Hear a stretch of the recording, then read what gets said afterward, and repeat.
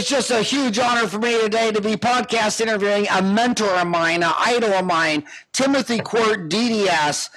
He studied at the top of his class from high school through dental school, graduating with honors along the way. He is currently working on his MBA.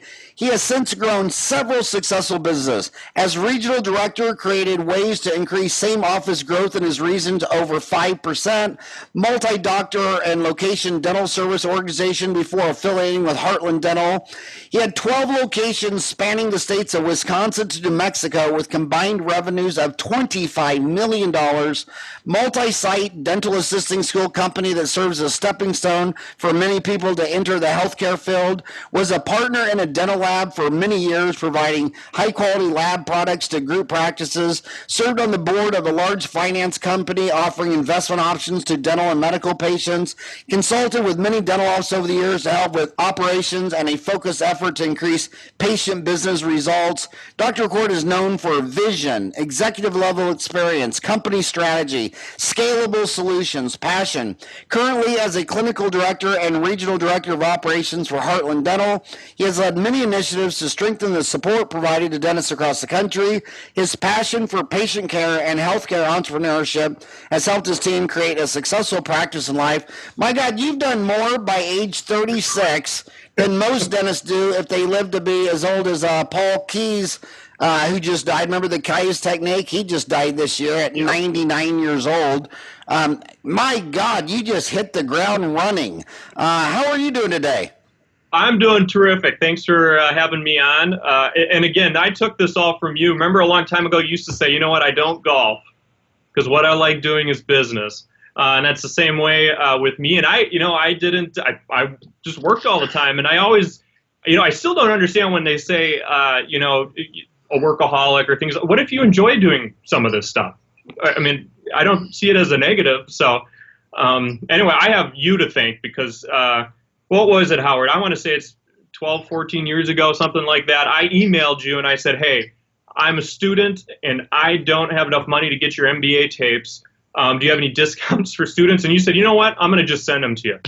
And you sent them to me, the VHS tapes. And now you probably couldn't find a VHS machine in all of Wausau, Wisconsin. What would you do if you had to find a VHS machine today? Oh, my God. We'd have to go to an antique store. I don't even know. Well, that's cool. That is so cool. Yeah, I always could spot the people who are going to make it because they were hustling in dental school. I mean, I can't tell you how many dentists. There's two dental schools in Phoenix. One's in Glendale, Midwestern. One's in Heartland.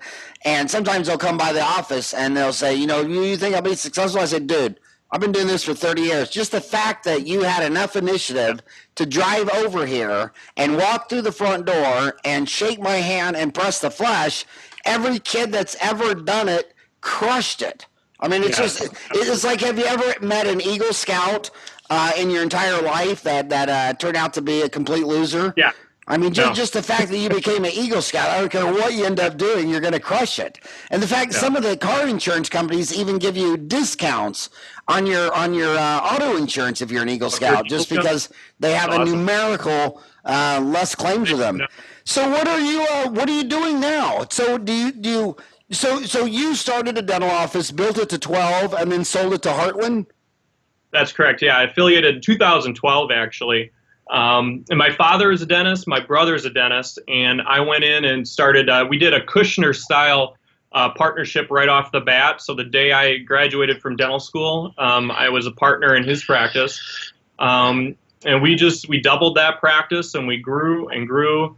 And then I started just running the business side. My father said, you know what, I don't like this business side stuff, you run it. And so we affiliated with practices, we merged practices, we started practices. And just because, I'll be honest with you, because some people think, well, maybe he was doing it for a financial reason. Truthfully, I always thought it was an insurance policy. I felt if I had more practices that I would be safer if, one industry collapsed or something along those lines and we didn't have enough patients. So really it made me feel great. And banks at that point in time were, that was pre-2008, they were willing to lend money left and right. So we just took advantage of it and just grew it. It seems like they're still loaning money left and right. I mean, it's if you, the sweet spot. You know, if I were to go sell a house in Phoenix and it was 25,000 square feet with 9-car garage, it's an illiquid asset, and you might not ever sell it. But if you are selling a 3-bedroom, 2-bath house in Phoenix, Arizona, you list it, you'll get offers that day, and you'll flip in a week. In dentistry, that sweet spot 3-bedroom, 2-bath house is about a $750,000 office. I'm just not hearing anyone denied for that loan at Bank of America. I'm not either. And I think you even mentioned it years ago. I mean, it's just one of the lowest default businesses. I just 0.4%. They have a 96.4%, 99.6 paid off, 0.4% default, and they all have one thing in common: they got their license taken away. Gotcha. So you and I are Irish, so it's either for drinking, something happened with their license, and so and usually that's a moral hazard. So if you don't get your license taken away, dentistry isn't competitive. Yep, I'm in agreement with it. Compare that to restaurants. What percent of restaurants go bankrupt within 2 years? Oh my gosh, 80%. Oh, I believe it. That's unbelievable. I mean, when a dentist tells me times are tough, I'm like, dude, does your profession have an 80% 2-year bankruptcy? You don't even know what competition is. Do you feel that you're still telling people, hey, you got to have great hours? You know, are you open Friday? And they say no. Are you open early? No.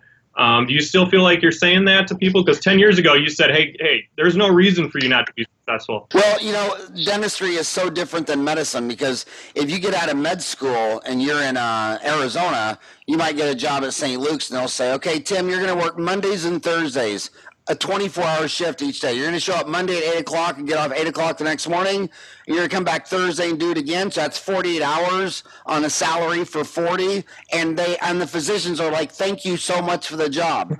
And then you hire an associate out of these 2 dental schools in Phoenix, and you say, hey, 2 nights a week, can you stay till 7? What? I can't stay till 7. I'm married.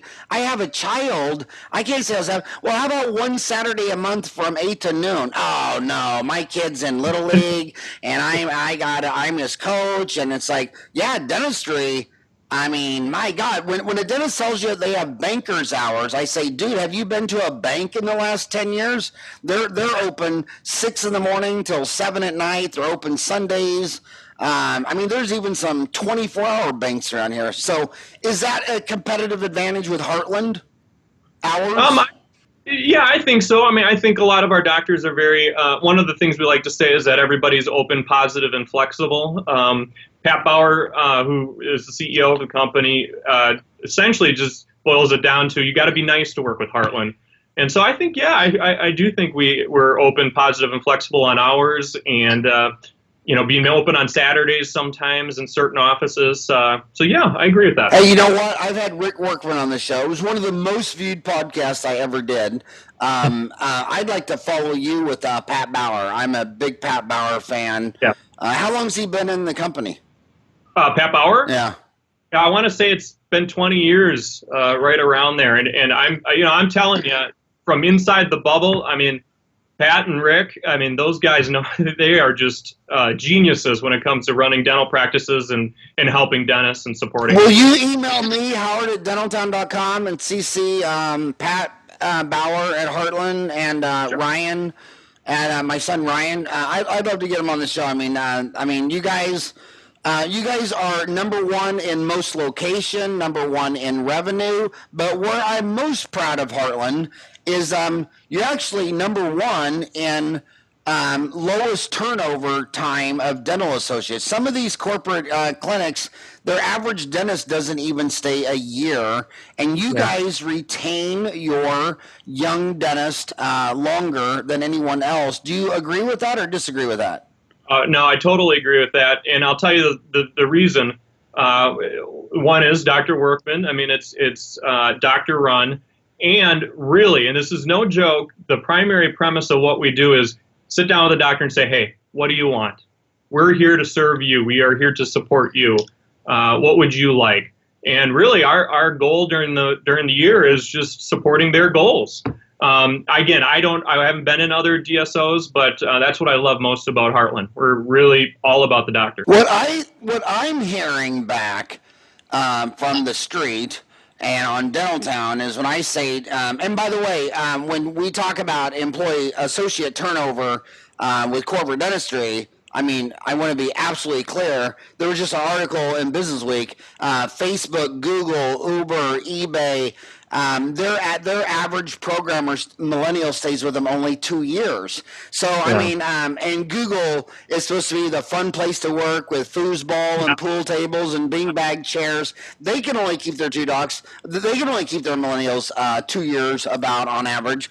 And most associates in private practice, they have the same turnover rate. So I actually think that you have a lower turnover rate for millennials than Facebook, Google, eBay, Uber, Apple, all these great places.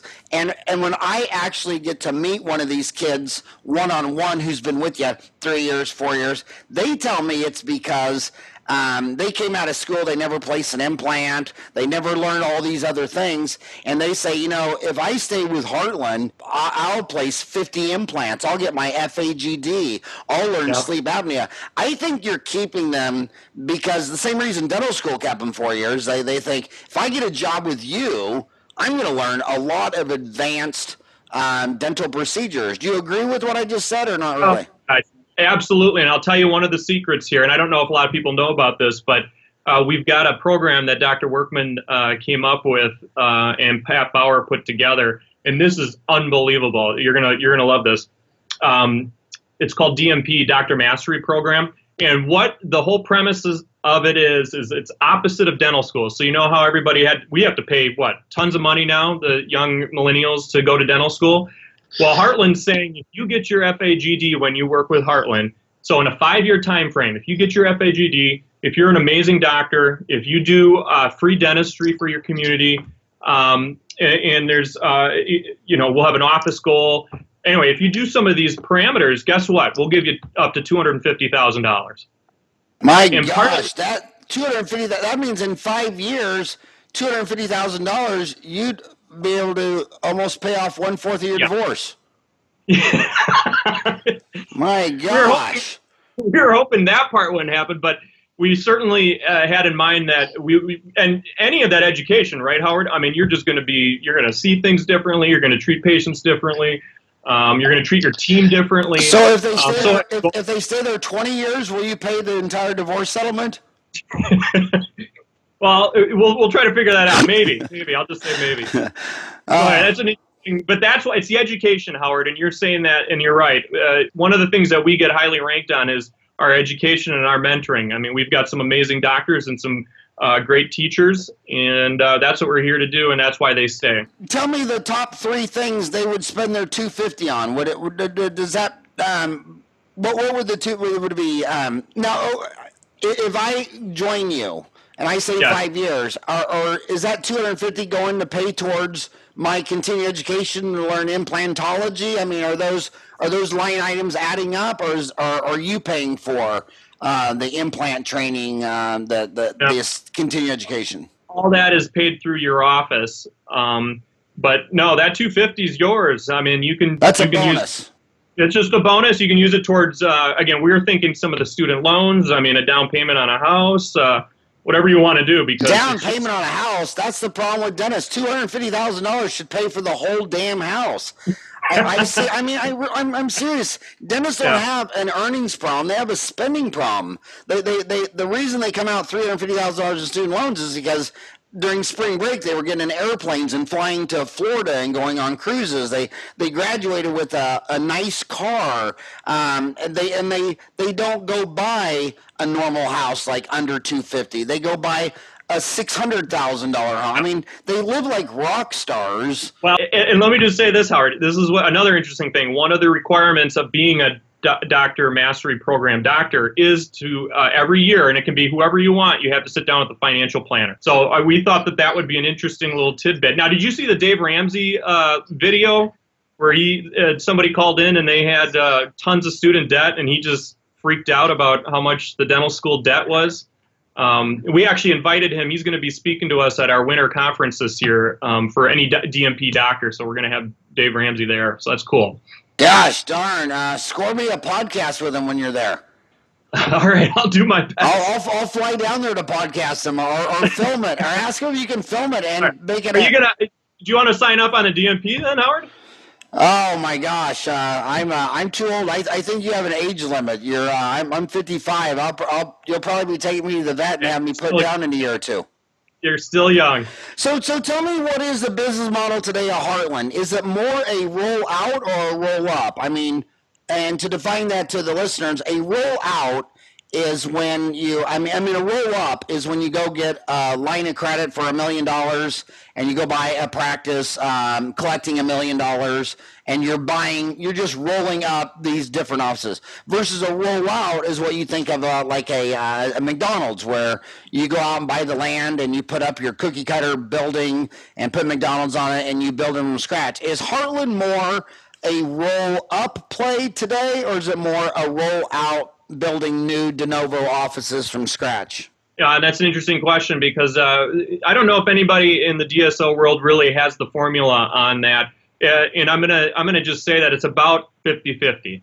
And one way to look at it is, it's nice to create these beautiful de novo offices in areas that you know are going to be successful, but it's also nice to bring in offices that just have great people. We love having, happy, again, open, positive, and flexible people to work with us. And because we're growing so fast, a lot of those people, like in my office, and one of the reasons why I affiliated was some of them now are like regional managers and doing things like that. And that's really exciting, because they can now move up and obviously make more money and have a lot of success in their career that we wouldn't have been able to do. To me, it seemed like Heartland started out like Walmart. Sam Walton was in 30 states before he went to a big city.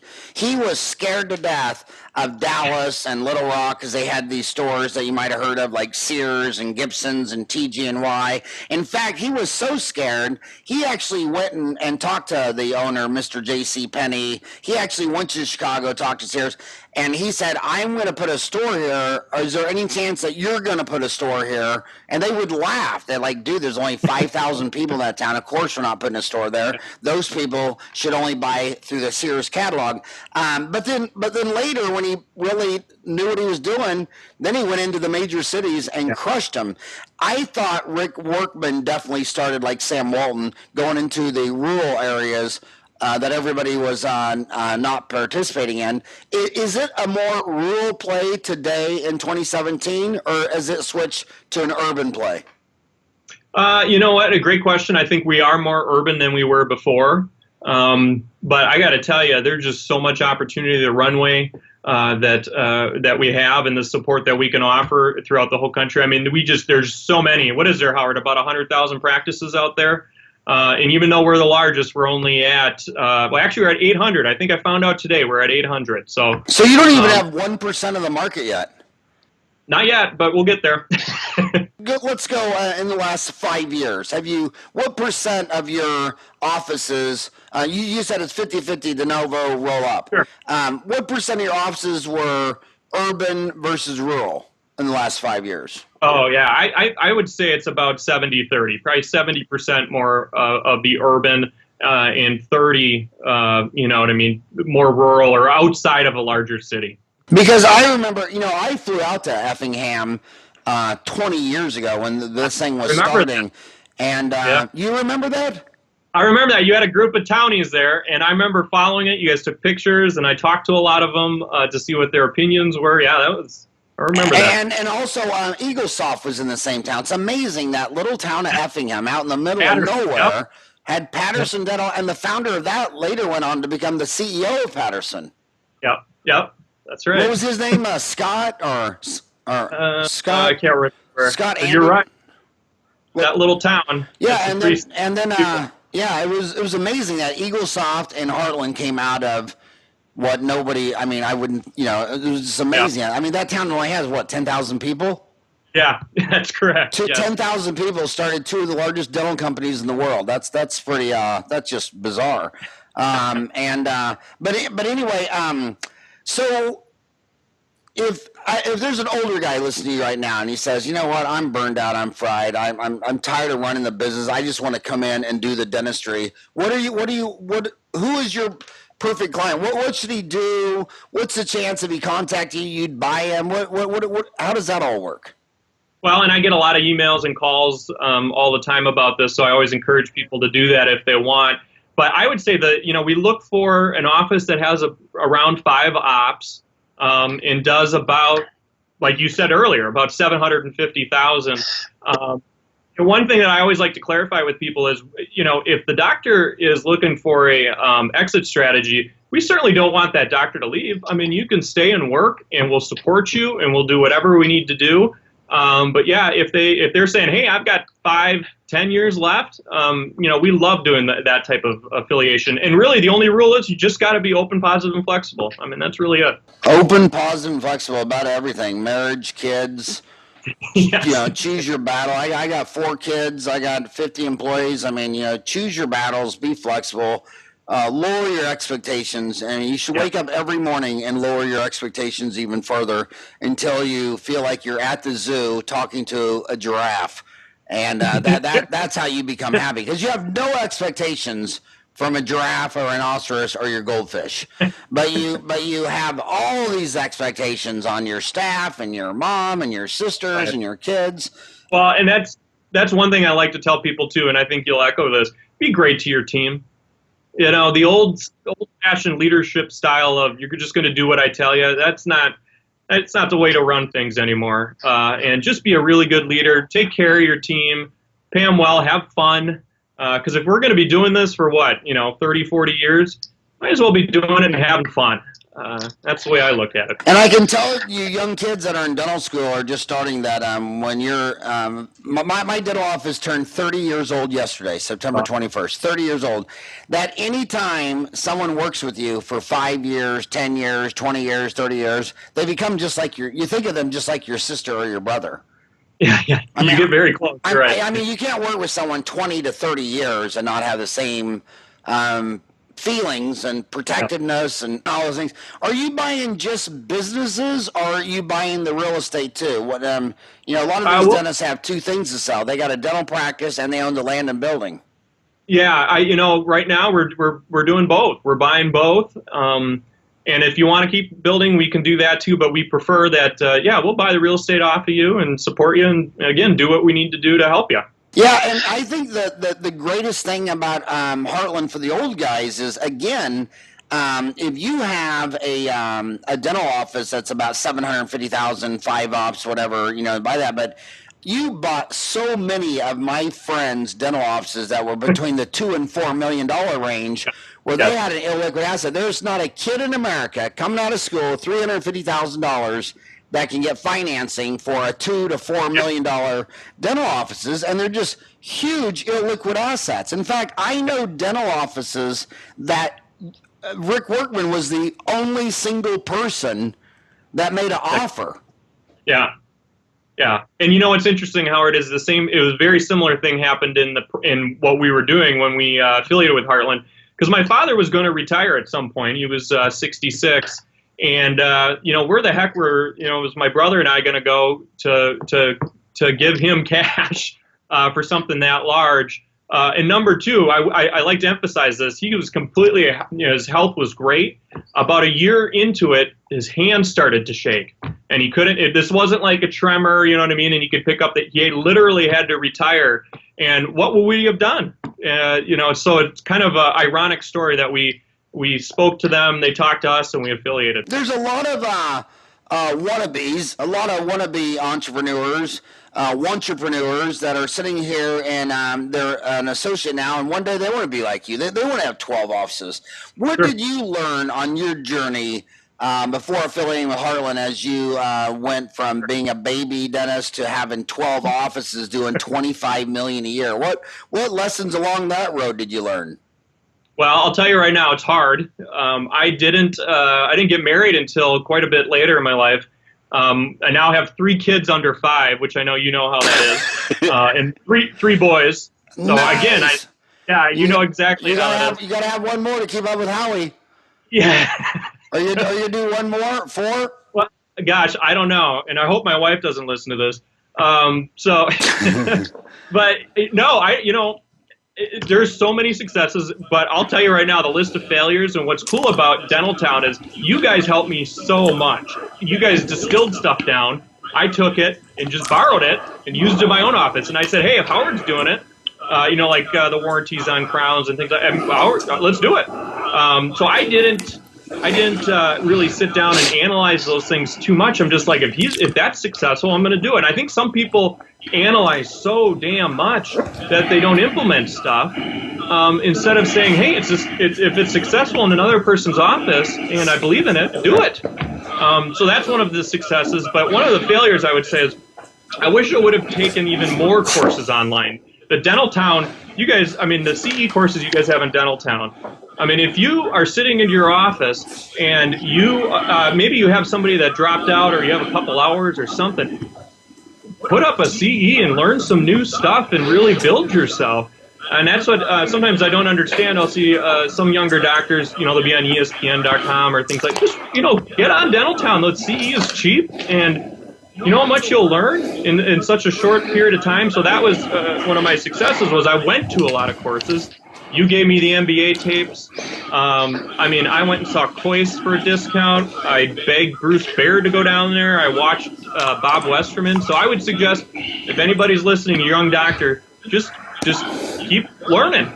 Keep that intensity. Yeah, but you're right on your first point is dentists are so often paralysis by analysis. They want to study something until they drop dead and die. And it's just like, get out, so I graduated May 11. I had my office open. I graduated May 11, 24, turned 25 August 29, had my office open September 11, which was yesterday, 30 years ago. And I know people who are, they're still thinking about it 4 years later. Yeah. And there's no good time to start an office, and there's no good time to have a family. And I had 4 boys in 60 months. I swear to God, I didn't sleep for a decade. Somebody would wake me up. I had 4 boys, and 2 of them would wake me up in the middle of the night, and that always had to be 2 hours apart. And the only noise I hated the most was when I'm laying there sleeping and heard the vomit noise, because that means you gotta get everyone out of the bed, strip the bed, the whole. But anyway, so yeah, and not only like you buy Pathways to the Pulp by Stephen Cohen, and it's $200, and there's nothing left out of endodontics left to study. You could learn that for $200, but they got to fly clear across the country in an airplane. The flight alone costs more than the book. The course costs several $1,000s, and then they come back with like 2 pages of notes. I'm like, if you would have stayed home with that textbook, if you read Pathways to the Pulp by Stephen Cohen, another one I just read was Implant Complications by Carl Mesh. I don't know how you read Pathways to the Pulp by Stephen Cohen saying, I need more knowledge on endo. And then the second cheapest, online CE. These courses on Dental Town are $18. That's not even cab fare to the airport. But millennials seem to always figure out a way to spend several thousand gazillion dollars on how to learn something. And I still think the fastest, best, easiest, cheapest way to learn anything is walk across the street to your specialist, find a mentor, and say, Mr. Periodontist, I'd like to learn implants, and I don't work Wednesday afternoons. Friday I get off at 12. I only work every other Saturday. And if that guy thinks in fear and scarcity, he'll it's good to know that, because now you just cross his name off your life and then go to the next periodontist and he'll say, come on in. And next thing you know, you have a friend, you have a mentor, you have someone to go to the bar with and watch the football game and have a beer, but while talking about implants. And that's why I didn't like golf, because if I went to the bar with those dentists, they'd watch football and talk dentistry. But when you go golf with 4 dentists, you're not allowed to talk dentistry or your spouses. It's like some weird religion thing. They just don't want to talk business on a golf course or talk dentistry on a golf course. But the same guy I can go on a 4-hour bicycle ride with, and he'll talk dentistry the whole 4-hour bike ride.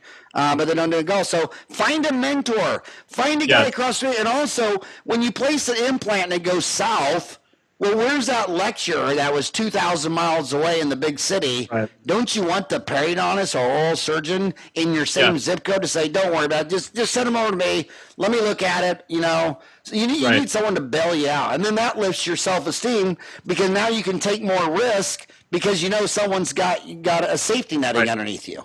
Absolutely. I mean, amen on all of that. Again, that's something that at Heartland, we line everybody up with the mentor. They can call, and everybody's nice. And we have an all-doctor email. So we get questions all the time, and you'll get a response immediately. So that's cool. And I agree. If you're out there and you're on your own, go find some mentors and get in there and learn. You know, another thing I think, you got that all email group. Are you aware on Dental Town they have private groups? I am aware of that, yes. I think Heartland should start a private group on there because you have your own server for all your dentists where you're preaching to the choir. But if you had some of those conversations, a lot of dentists, I know you don't want to have an open format to talk about some things that are private or whatever, but I think you should start a Heartland group for people who are curious and join that group, because then if they go in there and they're like, don't like corporate dentistry and all they want to do is go in there and have a political axe to grind, whoever starts the group can accept or unaccept anybody on the group. So you have the whole 500,000 lines of code for Dental Town that 5 programmers have written from 1998 to 2017 for free. But there's a lot of people on there on Dental Town that don't know how to connect with you guys or don't know how to get in that club. But I think a private group would probably be the strongest recruiting I think thing. it's a terrific idea. I really do. Yeah.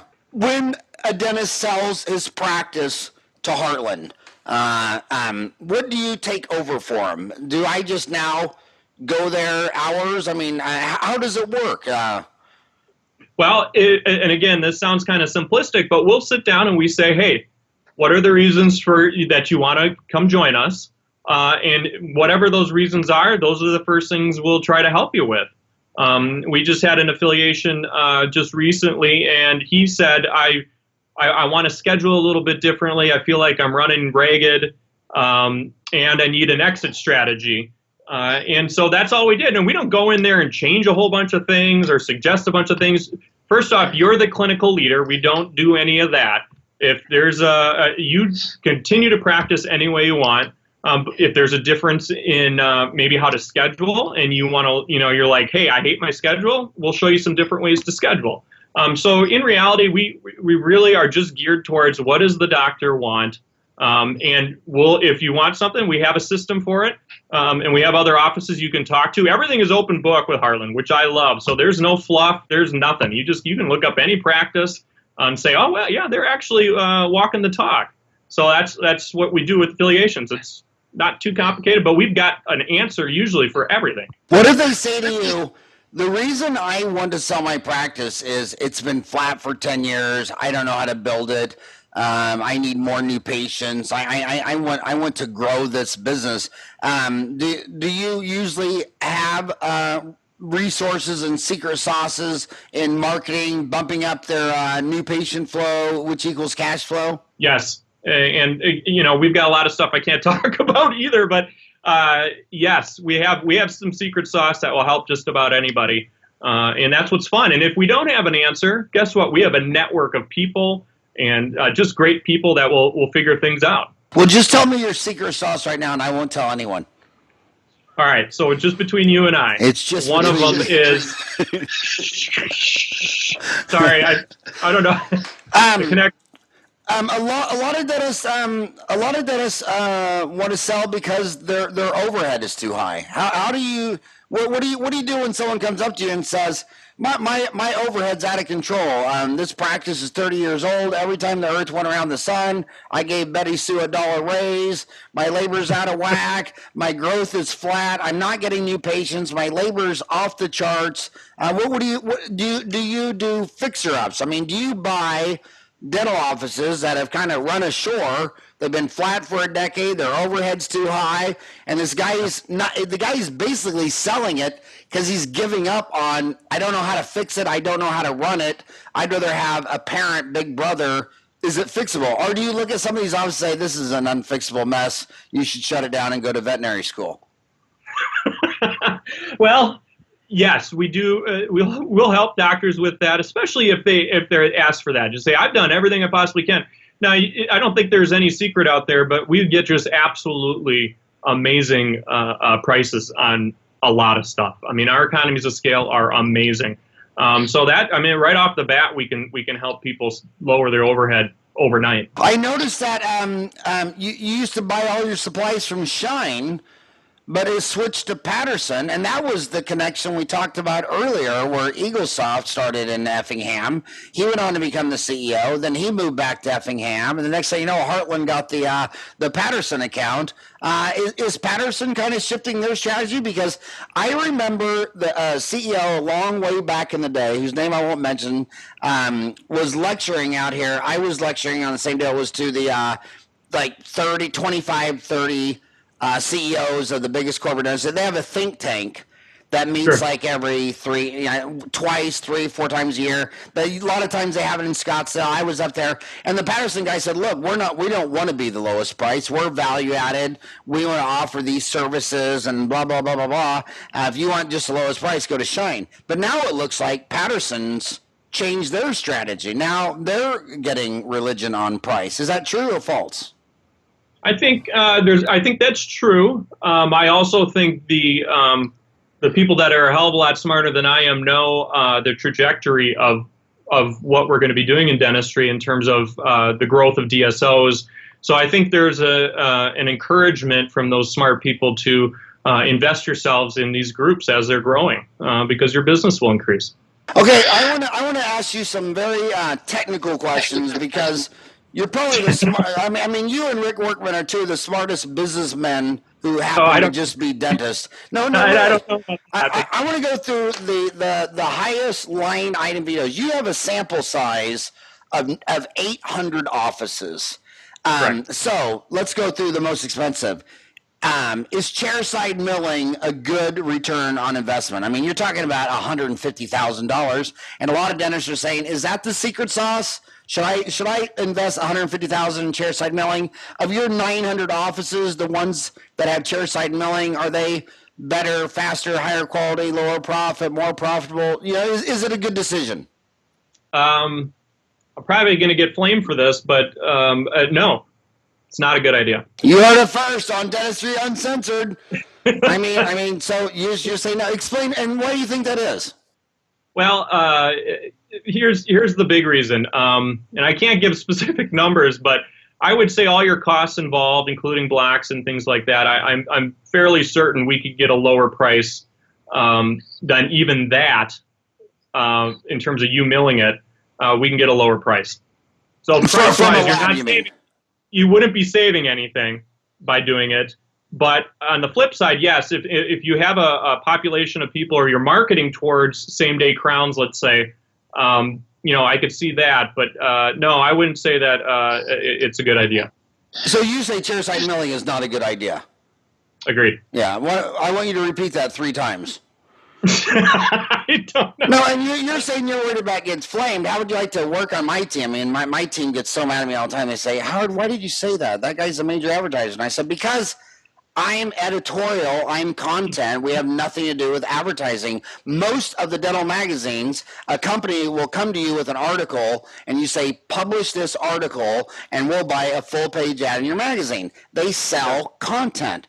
We don't do that. I am the biggest jerk to so many of my advertisers, and so I'm keeping it real, and it costs me money. I mean, I can't tell you how much money my mouth has cost. One company started advertising with me for 5 years, and my team said that we lost $1 million. You want to say it again? And I said, hell yeah, I'll say it again, because if I believe it, I'm going to say it. You can't buy me.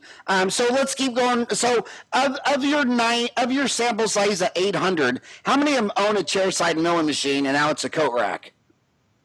Oh. What percent of your chairside milling machines are coat racks?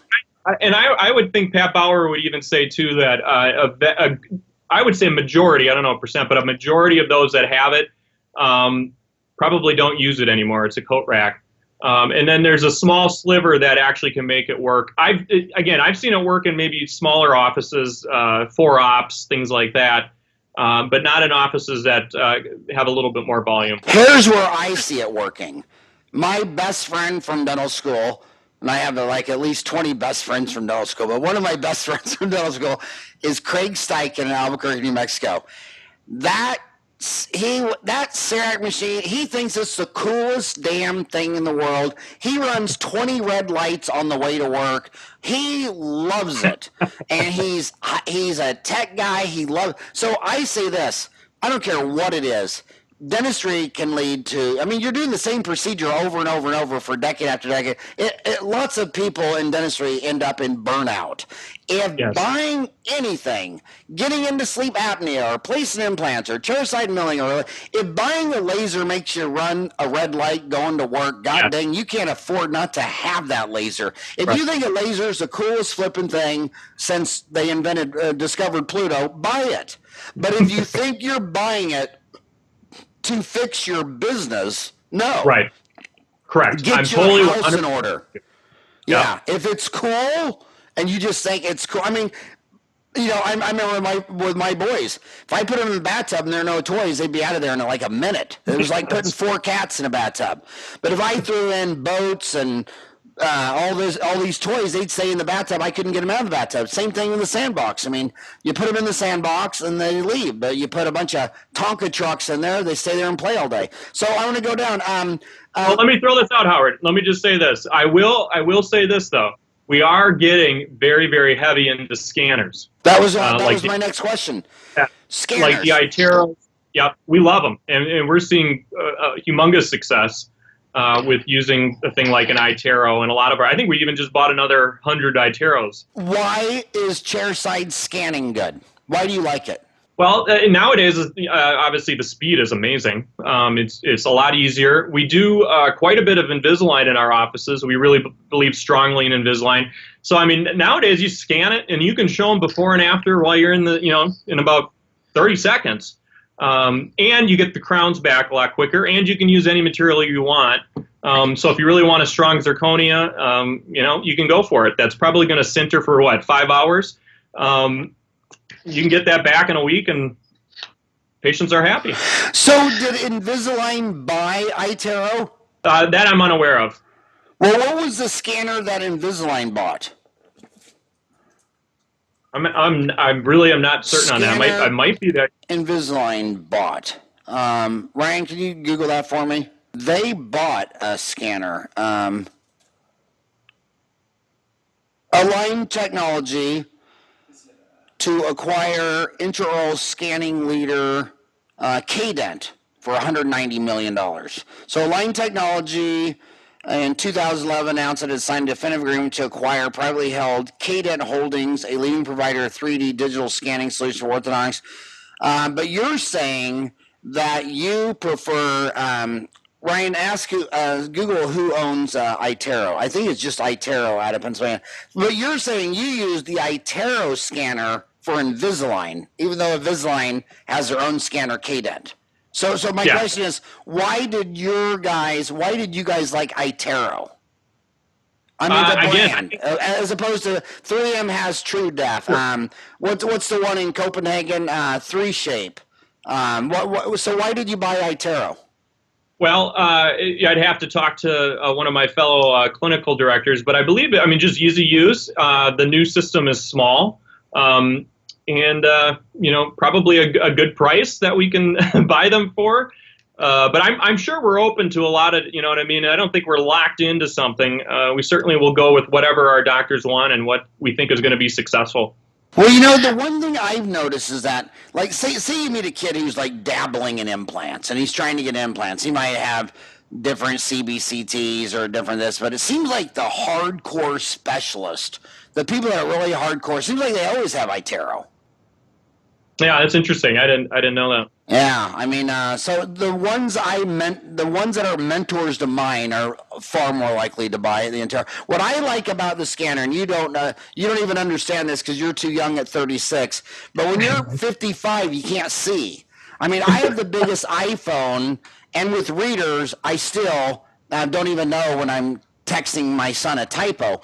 But when you scan that prep, and you're 55 and you have 3.8-inch loops and you see that prep 40 times better, you become a better dentist. I go to endo. They say when I'm already done cleaning, shaving, right before I fill, I pull down a microscope and I look down the canals at 8x. And I'm amazed at the crap I see I left in the walls. Loops, I mean, and my big shout out to dentists say, oh, I know loops, Howard. The dental schools today, they made you wear loops in class. Okay, dummy, then why is your hygienist not wearing loops? Why is your dental assistant not wearing loops? I mean, anybody who has wet hands in a dental office should see better with magnification, and endodontists should get a scope, and the scanning.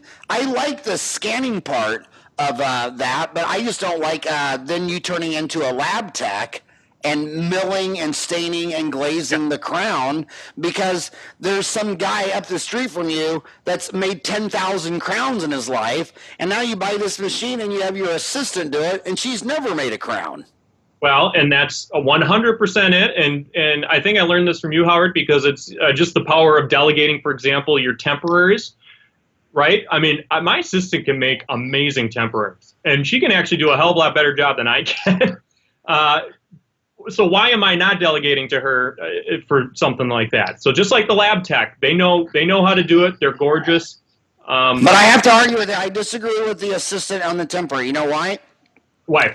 Because when you numb, prep, and impress the tooth, and then have your assistant make the temporary, it's. I mean, you might get back a reduction coping. The lab might get the impression and not see the margin.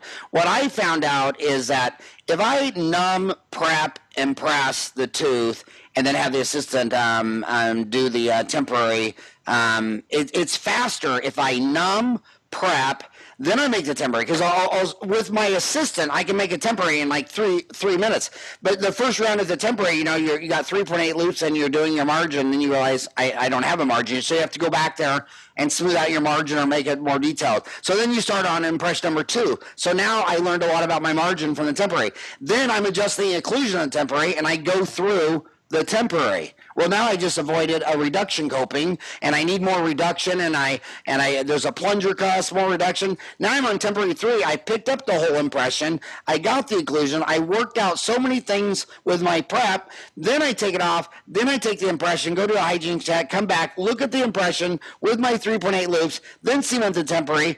That start to finish, I can do in 30 minutes.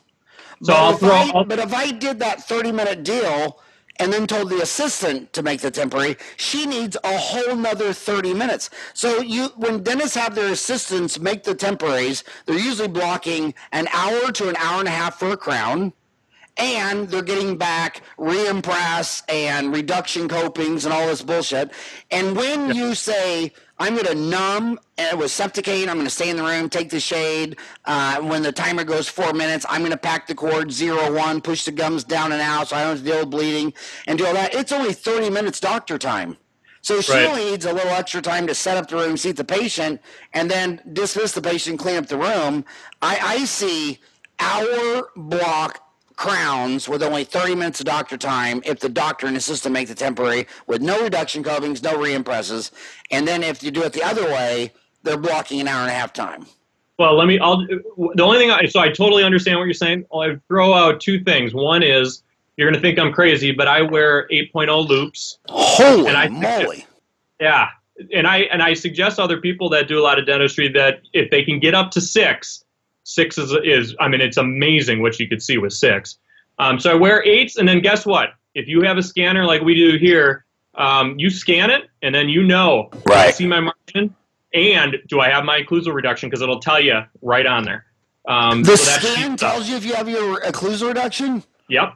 We used to talk about 2 things. I didn't know anybody had an 8.0. What loops are you wearing that has Designs for Vision. Designs for Vision. My gosh, Designs by Vision has an 8.0. Wow. Yep.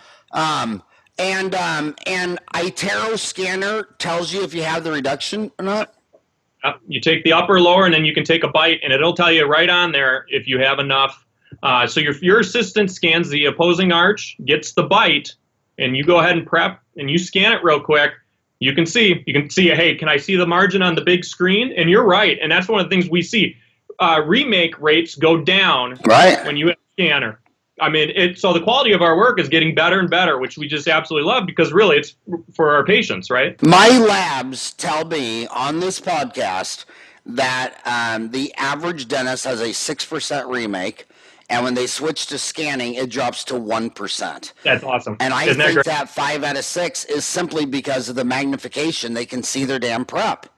And Yep. I'll tell you what, I've never scanned a prep where I wasn't embarrassed and had to jump back in and get out a Softlex disc or smooth something up or Right. something. I mean, you see it and you know what the assistant's thinking. They're thinking, Oh, for sure. Stevie Wonder could have done better than that.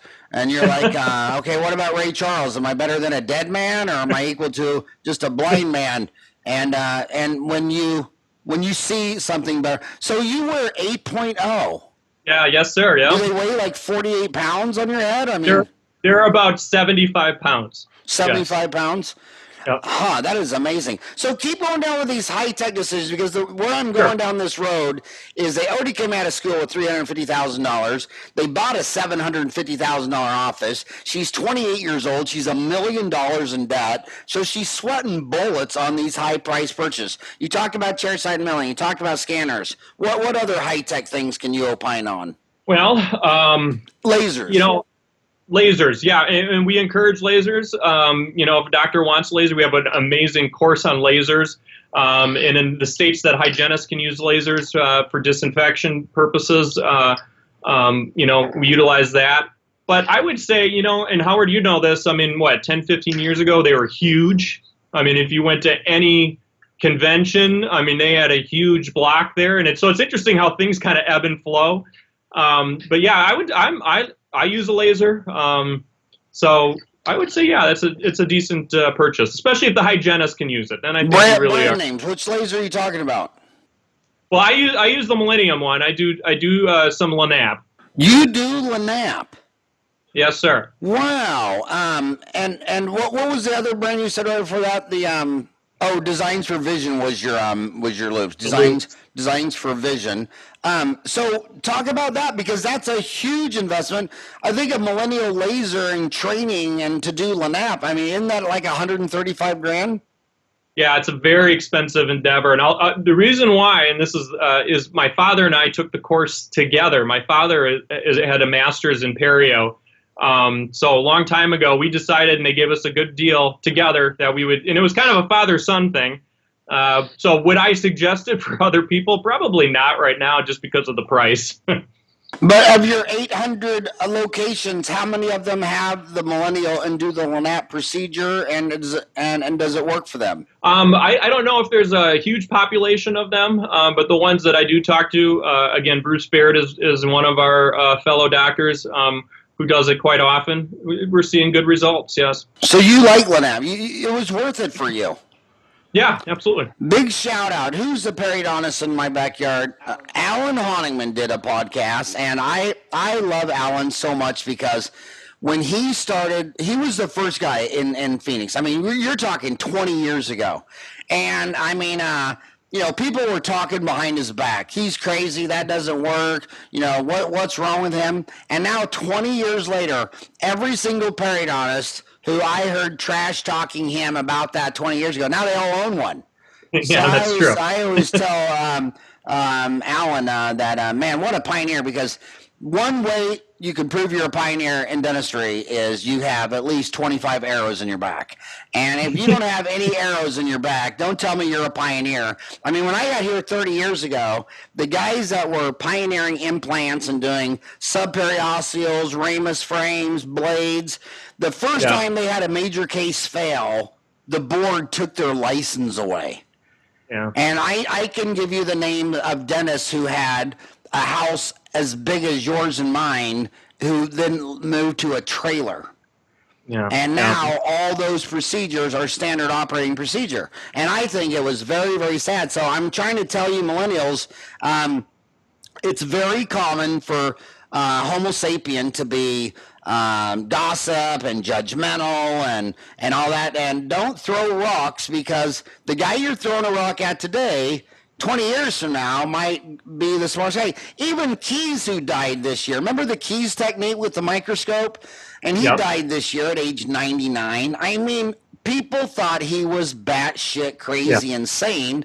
And now every periodontist say he was one of the smartest guys that ever came into dentistry. So, it reminds me, and I don't know if Dr. Workman said this, but it reminds me of a story he tells everybody, and I'll just say it real quick.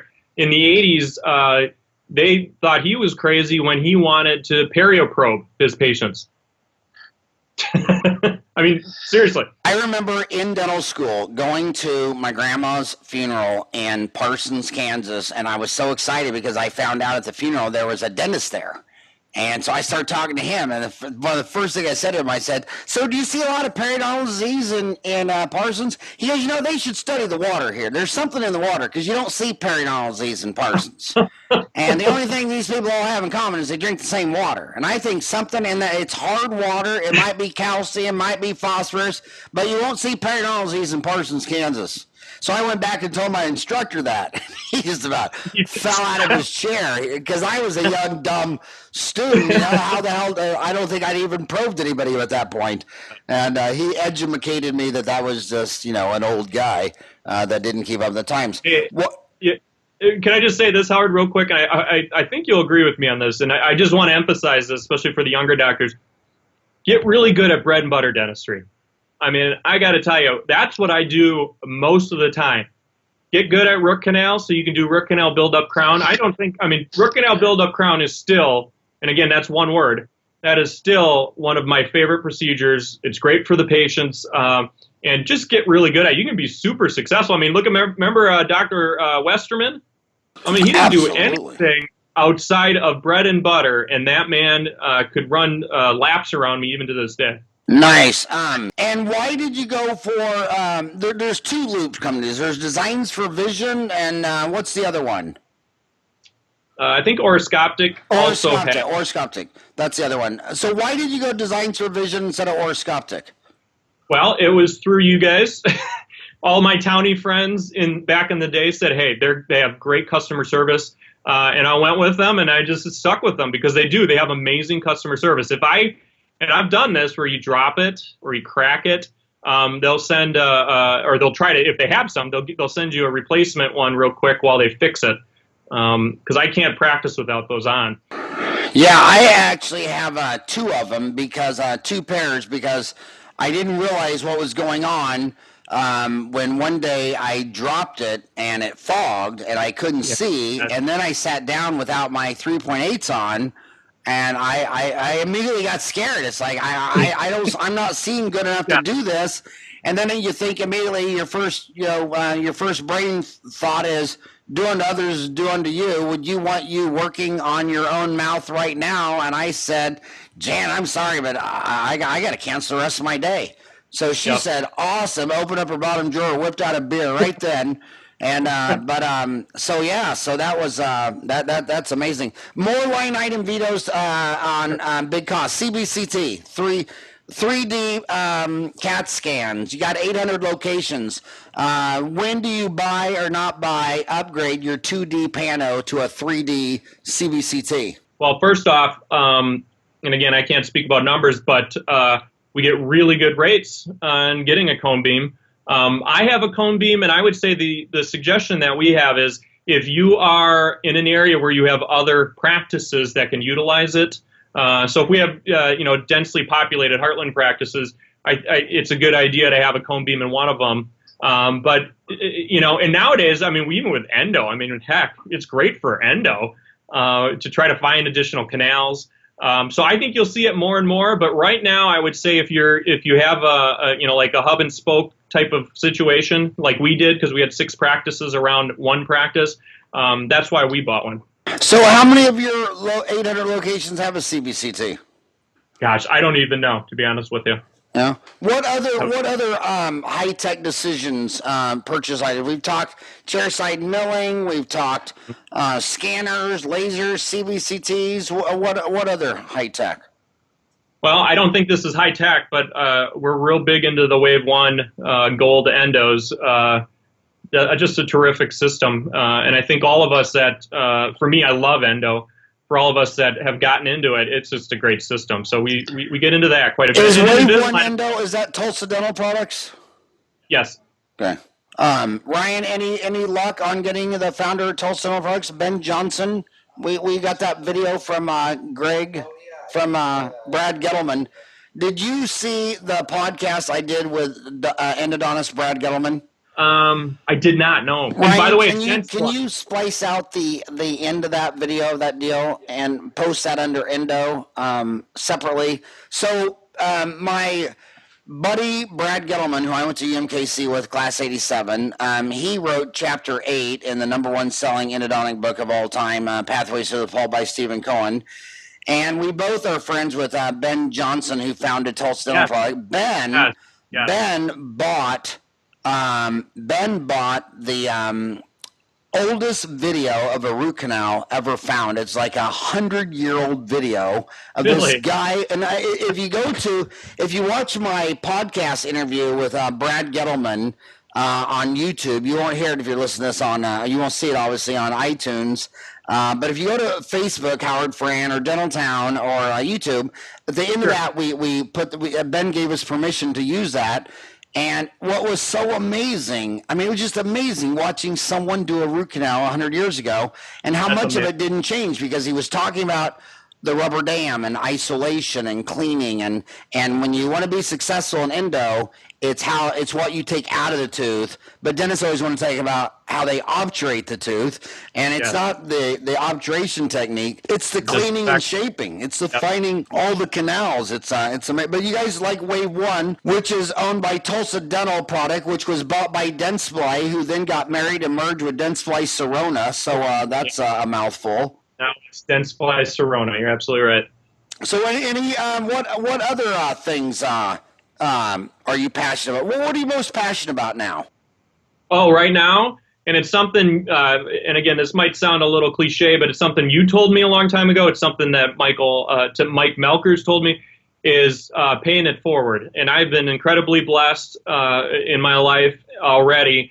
And so right now, truthfully, I spend a lot of my time helping other dentists. I still practice and try new things, but I help quite a few practices in Wisconsin, Iowa, Illinois, Minnesota. That's kind of a little territory that I drive around and talk to people. So that is what I enjoy doing. Obviously, I have a family now, so that keeps me busy too. But I just love this stuff, Howard, and I learned that love for the game of business really from you. Well, you're just too damn kind. I can't believe how long. Oh my God, we went over. It's supposed to be an hour. We're already over. I just got one final overtime question. Sure, absolutely. You know, on Dental Town, it's the baby boomers. The 60,000 people who downloaded the app were mostly born after 1980. I keep asking my guests, and I'm going to ask again, shoot me an email, howard@dentaltown.com. Tell me who you are, what you think of the show, any questions, guests you want. Most of my guests are all requested. The reason I contact people is because people are requesting me. No one pays to get on the show. I haven't paid anybody to be on the show. But I am shocked at how many, they're all millennials. Only like once a month does some old guy, and I mean old like my age, like some 55 guy will say, dude, I'm as old as you. But what shocks me the most is how many D1, D2, D3, D4. I mean, it's like 25% of the emails I'm getting are still in dental school. Yeah. And the other 75%, all but one a month, are under 30. So but anyway, what advice would you give a kid coming out of school? They graduate from school, they're $350,000 in debt, and they're scared shitless. What advice would you give these kids? Well, first off, like I said, I think you need to continue to have the passion that you had in dental school in terms of learning. And, fail forward. Get a mentor and go in there and help people. And for example, if you're not good at endo or you want to try some new endo, sit down with a patient that can't afford things and wants the tooth extracted, and just do the procedure on that patient and tell them, hey, I'm going to be trying a new technique out. Worst case scenario, you have to take the tooth out, and that's what they wanted anyway. So just get in there and help patients. And I would also say that, and you already said it with the mentoring, There's going to be a segment of the population, obviously, that can own their own practice and wants to and is going to gun for that, and they're entrepreneurs, and that's awesome. But then there's going to be a segment of the population that needs help. And that's what really what a DSO, a dental service organization, is. And we really have filled a niche, right? I mean, it's a niche that's been sitting there of people that want additional support. And that's what we do. So if somebody is like that and wants to, hey, I want to get my FAGD and I just want to work on dentistry and not worry about the accounting or the legal and all that stuff, that's really what we're here for. I'm never going to say, hey, we're going to take over the world and we're going to do all this stuff. And no, we're here for that segment of the dental population that wants to be just a dentist. And really just a dentist is hard enough, right? But just to help. And that's what we're here for. What, can I ask you one more overtime question? You got to run. Yeah, absolutely. No, I got all day. So. one more overtime question. The specific question they're asking routinely is, I got out of school and I feel gypped because I'm $350,000 student loans and I didn't place one implant. I didn't do one Invisalign class. I never used silver diamine fluoride. But they don't want, but they see all these courses, like you talked about course. Panky, Spear, all these courses, but what would be, they don't have the money to take all this stuff. As far as return on investment, would you push them towards placing implants first, sleep apnea, Invisalign, occlusion, TMJ? I mean, there's so much, and it's going to take them 5 years to get their FAGD and learn all this stuff. So where's the lowest hanging fruit? What would you push them towards first? So I'm going to say two things. One is, from a technical aspect, you have to get good at endo. I would say endo and Invisalign are the first things, but you have to be good at endo. And then I'm going to go a little different direction because as much clinical stuff that I took, which was a ton, I took a lot of practice management and leadership courses. You have to be a good leader and you have to learn how to talk to patients. You've got to use terms that they understand. Remember, you're doing a great job. You got through dental school. You talk to all your instructors like a dentist. When you talk to people, talk to them in the terms that they understand. And also, don't talk yourself out of everything. I think you said this, Howard, a long time ago, which is you're getting ready to buy a car, right? And you say, hey, how much is it? And then the person takes you inside and shows you the engine and shows you the muffler and does all this. No, they want to know how to fit in their budget. They want it.